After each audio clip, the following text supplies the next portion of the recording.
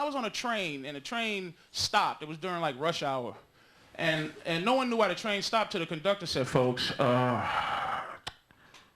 may be a half-hour delay in service. A woman just was struck and killed by the train. And everybody went,